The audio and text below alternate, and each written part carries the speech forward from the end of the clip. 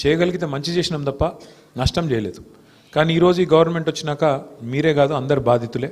మీ అందరికి నేను ఒకటే గుర్తు చేస్తున్నా, మర్చిపోకండి మీరు. ఇవాళ ఈ గవర్నమెంట్ వచ్చి 2 ఏళ్ళు అయిపోయింది. ఇచ్చిన ఏ మాట నిలబెట్టుకోలే. 4,000 పెన్షన్ ఇవ్వలే, మహిళలకు 2,500 అన్నారు, అది లేదు.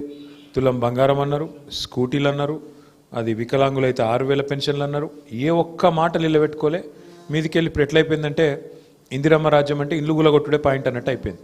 ఇందిరమ్మ రాజ్యం అంటే ఏందో అనుకున్నాం, ఇల్లు గులగొట్టుడు ఒకటే పని. చూస్తున్నారు కదా మీరు టీవీలలో. ఎప్పుడు రోజు వారం శనివారం వచ్చిందంటే చాలు ఏడవాలి, ఏడ గరీబోళ్ళు ఇల్లు గులగొట్టాలి. పెద్దోళ్ళే ముట్టరు, మళ్ళీ ఏ పెద్దోని ముట్టరు, ఏ బలిసిన దగ్గరకు పోయే దమ్ము లేదు. పేదవాళ్ళు గరీబ్ గాళ్ళు అయితే మాత్రం 60 గజాలు 40 గజాలు 30 గజాల ఏమన్నా కట్టుకుంటే వాటి మీద నీకు ఈ కాగితం లేదు ఆ కాగితం లేదని గుంజుకపోవడు, గుద్దుడు, మొత్తం ఇల్లు గులగొట్టుడు. పిల్లగాళ్ళని ఆఖరికి అందులోకెళ్ళి వాటర్ బాటిల్ కూడా బ్యాగ్ కూడా తీసుకొని ఇవ్వకుండా స్కూల్కి పోయే పిల్లలు ఉంటే వాళ్ళను మెడల్ పట్టి నూకి పారేస్తున్నారు. ఇటువంటి గవర్నమెంట్ కాట మళ్ళీ ఓట్లే అన్నట్టు.